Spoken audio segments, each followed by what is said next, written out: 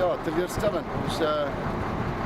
En frustrerend. Ons was beter as wat ons die telling wys en ons het net ons geleenthede aangegryp en dit was laasweek dieselfde, so ons is teleurgesteld in daai opsig dat ons geleenthede aangegryp vir die spelers.